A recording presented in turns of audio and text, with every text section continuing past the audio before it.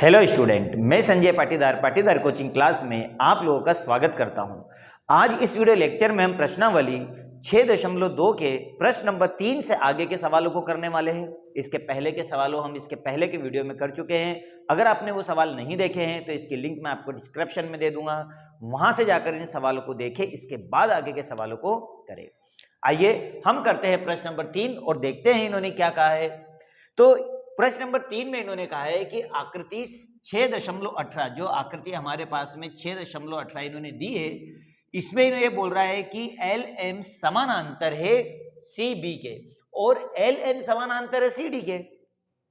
तो सिद्ध कीजिए कि ए एम अपॉन में ए बी बराबर है ए एन अपॉन में ए डी। तो देखो यहां पर हमारे पास में दो भुजाएं समानांतर दे रखी है। अगर दो भुजाएं समानांतर है, अगर इसमें किसी दो ट्राइंगलों में, तो इसका मतलब है दो बार मुझे थेल्स प्रमेय लगाना होगा। इससे पहले हम थेल्स प्रमेय भी कर चुके हैं। आपको थेल्स प्रमेय का कथन और थेल्स प्रमेय का विलोम, ये दोनों हमने बहुत अच्छी तरह से याद कर लिया है। तो इन्होंने जो कहा है, देखो क्या कहा इन्होंने कि एल एम समानांतर है बी सी। इसका मतलब ये है कि जो एल एम है, ये वाली जो साइड है, ये किसके समानांतर है? बी सी के है। और आगे क्या बोल रहा है कि जो एल एन है वो किसके समानांतर है? सी डी के समानांतर है। इसका मतलब ये है कि ये दोनों एक दूसरे के समानांतर है। तो मुझे प्रूफ करना है कि ए एम अपॉन में ए बी और ए एन अपॉन में ए डी, ये मुझे प्रूफ करना है। तो आइए देखो, हम यहां पर जो दिया है पहले हम लिख लेते हैं और सवाल को चालू करते हैं। तो हमें यहां पर इन्होंने दिया है कि एल एम समानांतर है सी बी के और एल एन समानांतर है सी डी के, ये इन्होंने दिया है हमें। तो फिर हमें सिद्ध क्या करना है? हमें सिद्ध करना है कि ए एम अपॉन में ए बी बराबर है ए एन अपॉन में ए डी, ये हमें प्रूफ करना है। सवाल इजी है, जो इन्होंने दिया है उसी से हम यहां सवाल को प्रूफ करना चालू कर देंगे। देखो उपपत्ति में, देखो उपपत्ति की अगर बात करें तो इन्होंने मुझे दिया है एल एम समानांतर है सी बी, ये इन्होंने दिया है। अब यहां पर देखिए एल एम अगर समानांतर है सी बी के, तो थेल्स प्रमेय क्या कहता है? थेल्स प्रमेय से, तो थेल्स प्रमेय ये कहता है कि यदि किसी त्रिभुज की एक भुजा के समानांतर एक सरल रेखा खींची जाए तो वह अन्य दो भुजाओं को समान अनुपात में विभाजित करती है। इसका मतलब यह हुआ कि अगर ये दोनों पैरेलल है, समानांतर है, तो ए एम अपॉन में एम बी हो जाएगा और ए एल अपॉन में एल सी हो जाएगा। ठीक है ना? तो थेल्स प्रमेय का कथन यहां मैंने लिख दिया है, आप इससे प्रूफ कर सकते हैं। तो ये लिखा हमने यहां पर कि एल एम अपॉन में एम बी बराबर हो जाएगा ए एल अपॉन में L C, A L upon में एल सी। तो ये तो हो गई समीकरण नंबर 1। ठीक उसी तरह से समीकरण नंबर 2, जो दूसरा इन्होंने गिवन जो दिया है, उससे हम निकाल लेंगे। अब इन्होंने दिया है कि एल एन समानांतर है सी डी के, ये भी इन्होंने दिया है। तो यहां पर देखिए थेल्स प्रमेय से,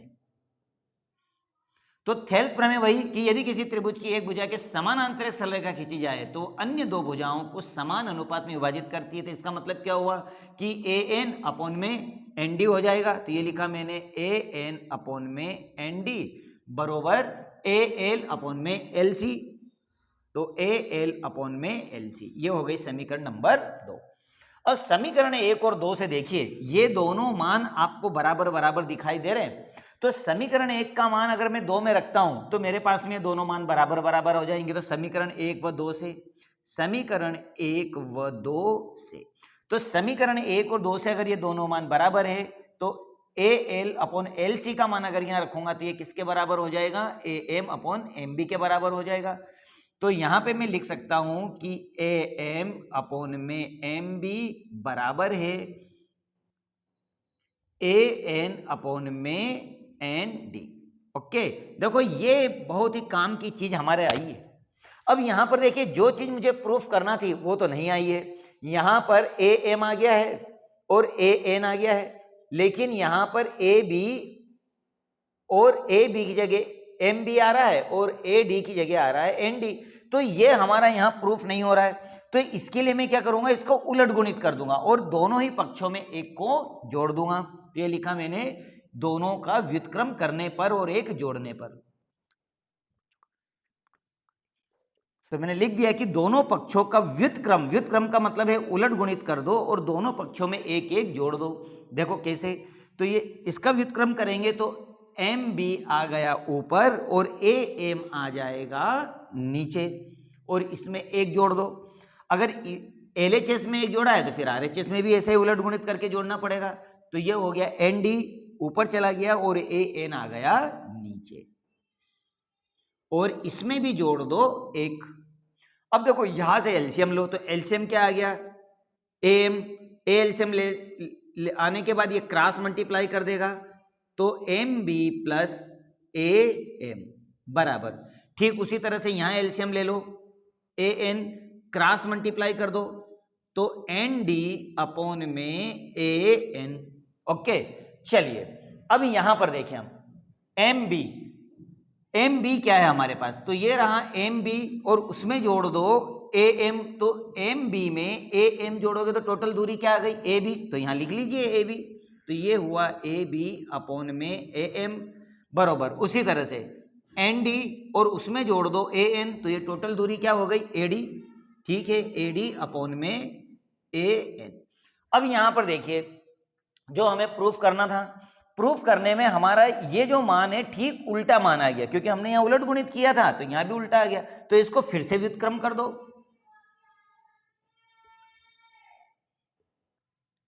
तो इसका जब व्युत्क्रम करेंगे हम वापस तो ए एम तो चला गया ऊपर और ए बी आ गया नीचे, उसी तरह से ए एन चला गया ऊपर और ए डी आ गया नीचे।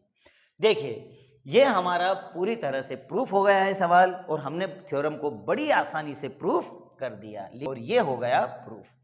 बस इस सवाल को एक या दो बार प्रैक्टिस कर लेना, सवाल बहुत ही ज़्यादा इजी है और इसके बाद वाला सवाल तो और ज़्यादा इजी है। तो आइए करते हैं हम प्रश्न नंबर 4 को। तो देखो बच्चों प्रश्न नंबर 4 इन्होंने क्या दिया है, मैंने बोर्ड पे लिख दिया है, पिछले सवाल से भी ज़्यादा इजी है ये। वही अगर यहाँ दो भुजाएं समानांतर दे रखी है तो वही दो बार मुझे थेल्स प्रमेय लगाना है और इसे प्रूफ कर लेना है, बहुत ही आसानी से होगा। देखो इन्होंने क्या कहा है, पहले हम क्वेश्चन पढ़ते हैं। क्वेश्चन में इन्होंने ये कहा है कि डी ई समानांतर है ए सी के, अर्थात डी ई ये वाली जो रेड वाली लाइन है, ये रेड वाली लाइन किससे समानांतर है, ए सी से है। ठीक है, और डी एफ का मतलब है जो ब्लैक लाइन है वो ए ई के समानांतर है। तो हमें प्रूफ करना है कि बी एफ अपॉन में एफ ई और बी ई अपॉन में ई सी, ये हमें प्रूफ करना है, जो बहुत ही आसानी से होगा। सबसे पहले तो जो दिया है वो मैंने यहां से लिख लिया है और जो प्रूफ करना है वो भी मैंने यहां से लिख लिया है। तो आइए उपपत्ति में इसको प्रूफ करते हैं। उपपत्ति में इन्होंने जो दिया है, क्या दिया है कि डी ई समानांतर है ए सी, ये कहां से लाया मैं, इन्होंने दिया है। तो थेल्स प्रमेय, थेल्स प्रमेय से।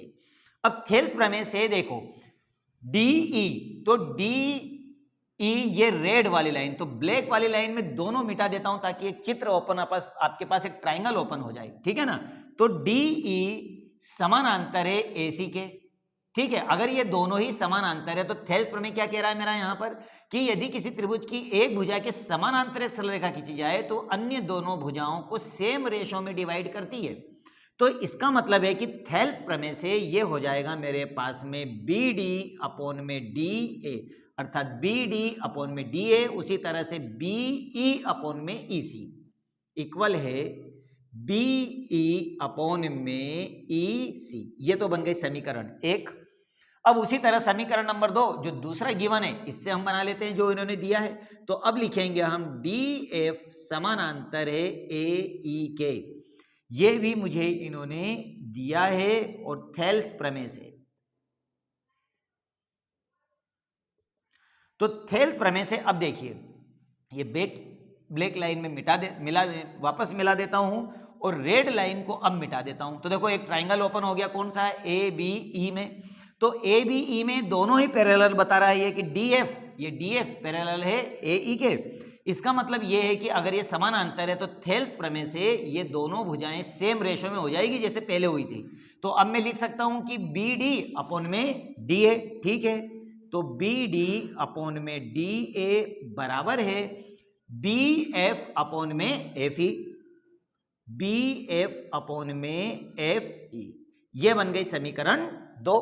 अब समीकरण 1 और 2 को देखिए। समीकरण 1 और 2 को देखने से आपको पता लगेगा कि ये वाली दोनों साइडें हमारी सेम है।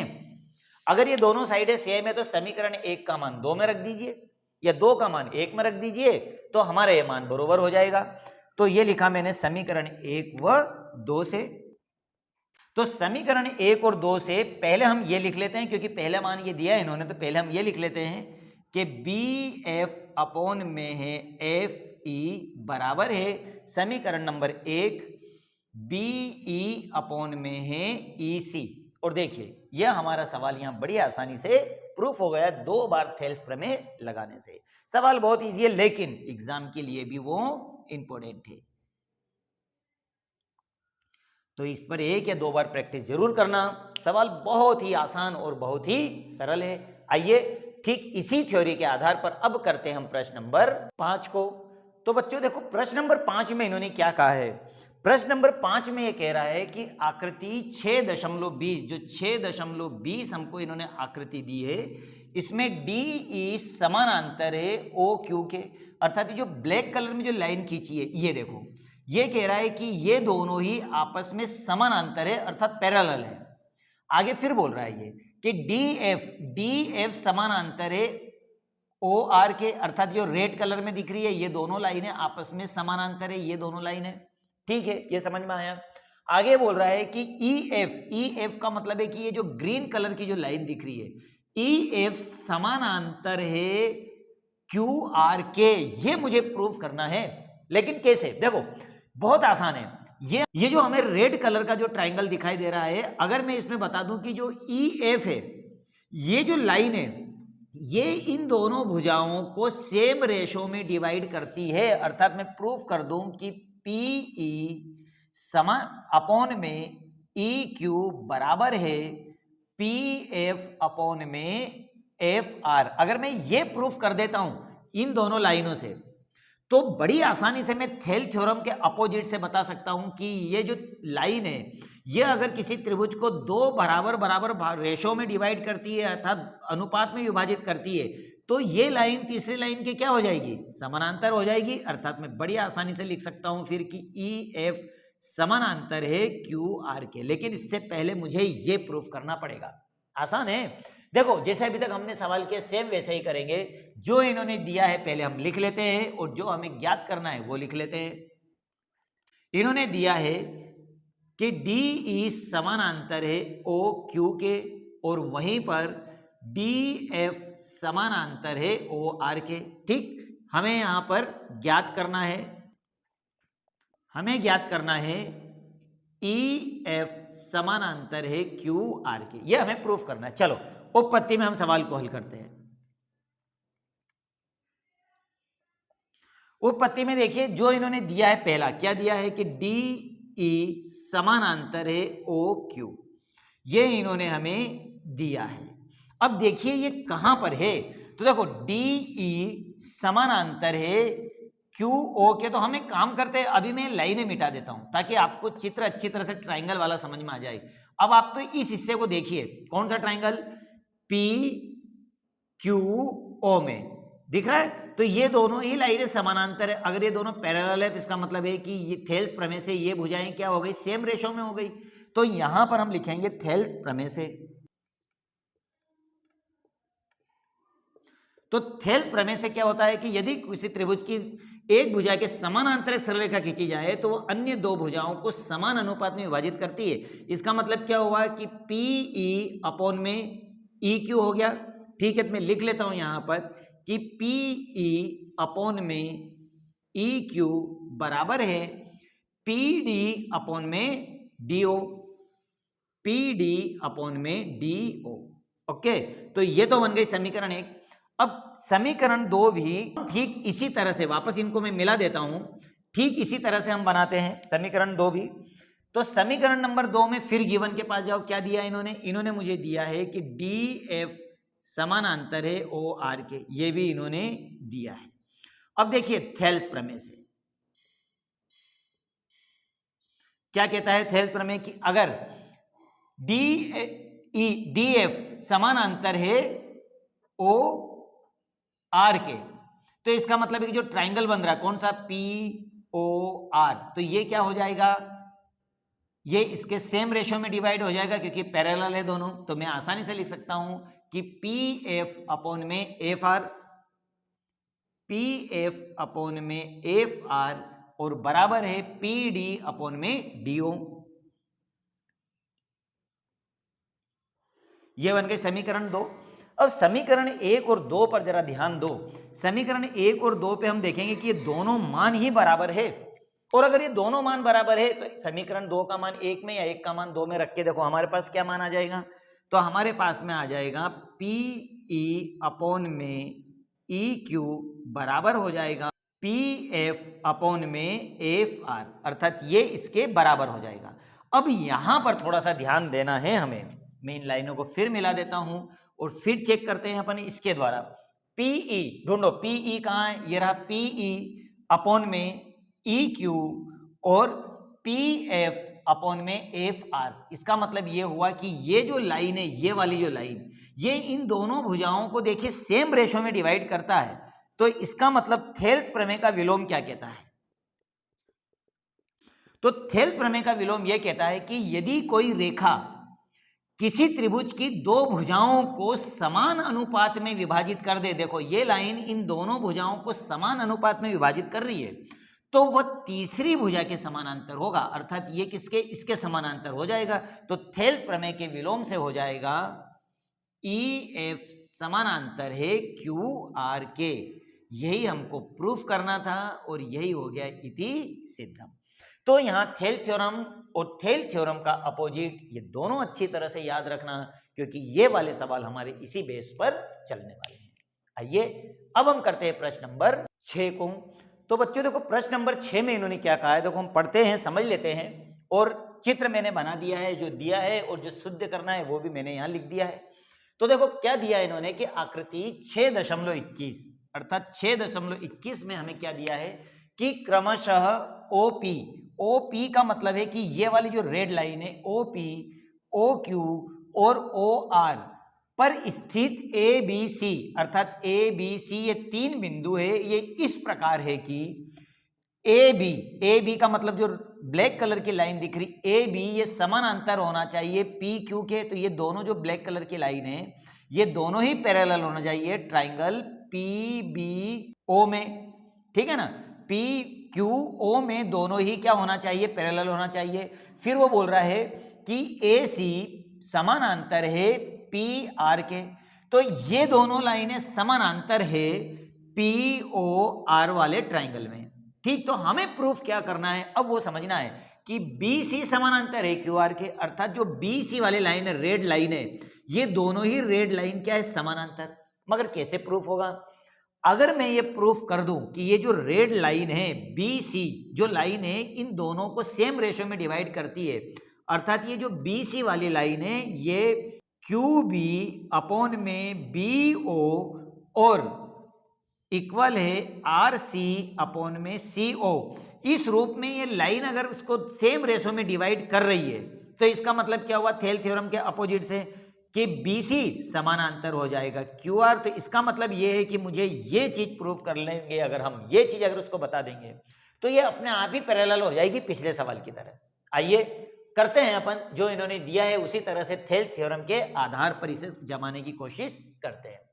तो सबसे पहले तो हमें उपपत्ति में देखें, उपपत्ति में इन्होंने क्या दिया है मुझे, सबसे पहले तो इन्होंने मुझे दिया है कि ए बी समानांतर है पी क्यू।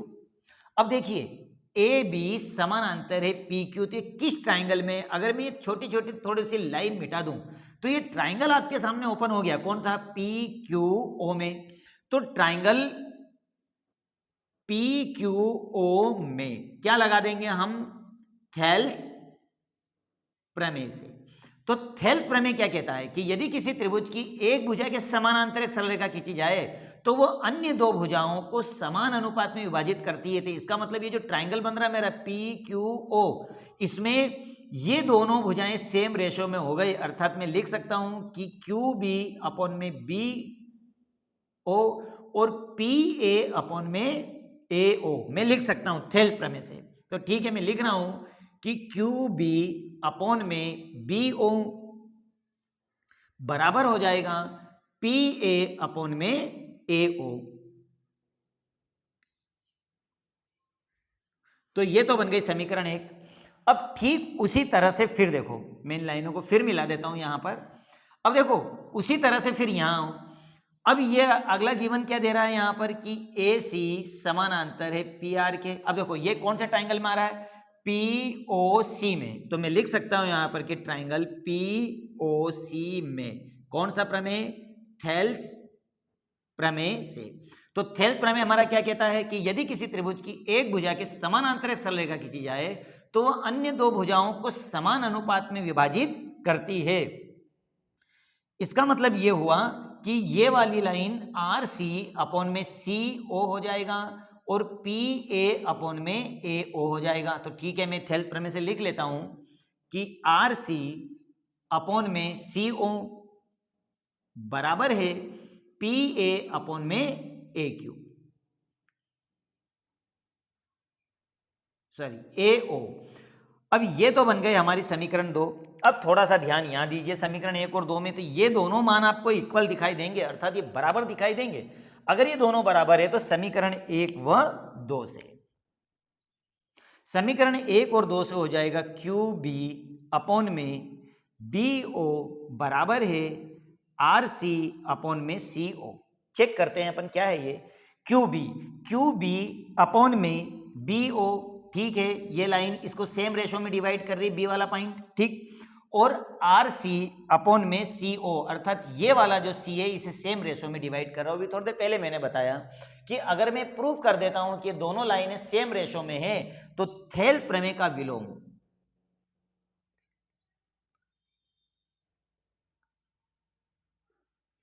क्या कहता है थेल्स प्रमेय का विलोम? तो थेल्स प्रमेय का विलोम कहता है कि यदि कोई रेखा त्रिभुज की किन्हीं दो भुजाओं को समान अनुपात में विभाजित करे तो वह तीसरी भुजा के समानांतर होता है, अर्थात ये लाइन इसके समानांतर हो जाएगी, थेल्स थ्योरम के अपोजिट।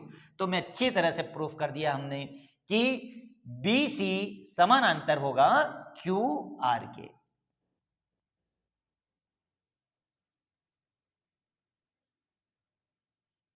और यही हमें प्रूफ करना था।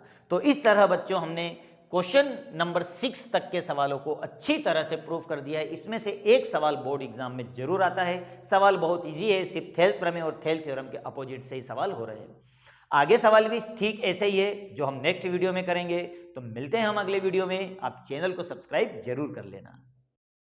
Subscribe now and press the bell icon. Never miss an update.